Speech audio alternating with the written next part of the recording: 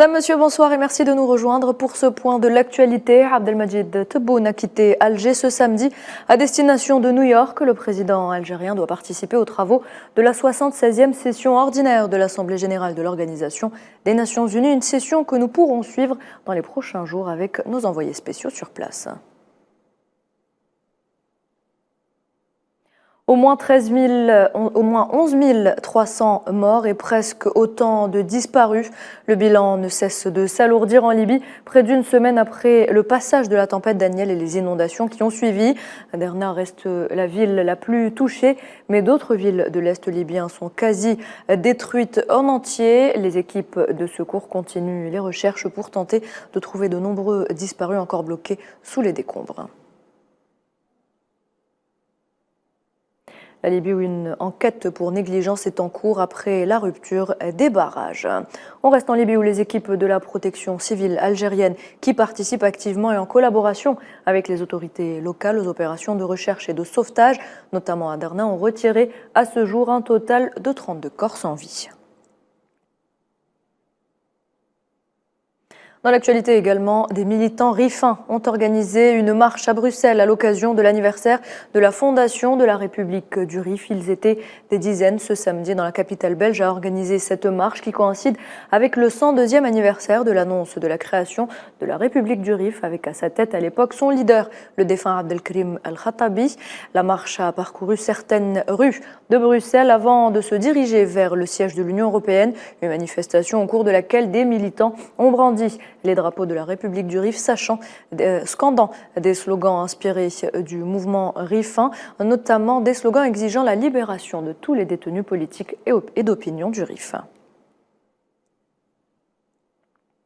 Et puis nouvelle manifestation au Niger contre la présence de militaires français. Des milliers de Nigériens se sont rassemblés vendredi devant la base militaire française du pays, appelant au départ des troupes françaises.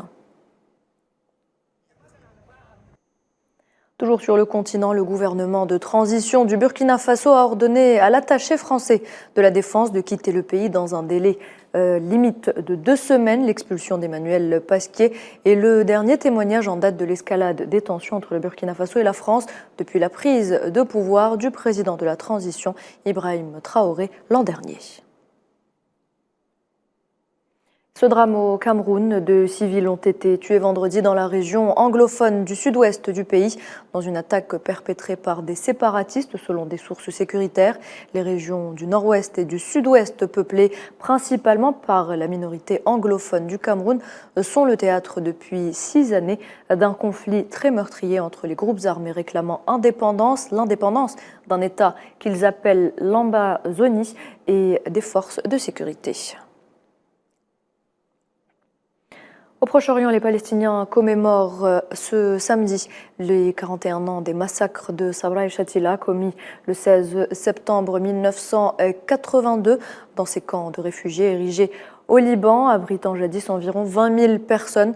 Durant 2 jours et 3 nuits, l'entité sioniste a assassiné quelques 5 000 Palestiniens, dont des femmes et des enfants. Le président de l'État de Palestine, Mahmoud Abbas, a affirmé que le peuple palestinien, avec le soutien du groupe des 77 plus la Chine, était déterminé à surmonter l'injustice historique qui étouffe son développement et entrave ses aspirations depuis un siècle. C'était lors d'un discours prononcé lors du sommet du groupe des 77 plus Chine, tenu dans la capitale cubaine, La Havane, où il a rappelé que les politiques de l'entité sioniste visaient à consolider son occupation coloniale et à imposer la réalité de l'apartheid qui ne doit pas être tolérée.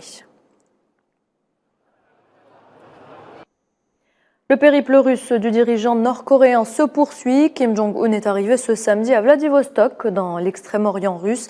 Il a été accueilli par le ministre russe de la Défense, Sergueï Shoïgu, avec qui il a visité la frégate Marshal Shapochnikov, un navire de guerre russe. Kim Jong-un a aussi examiné des armes de pointe russes, dont un système de missiles hypersoniques.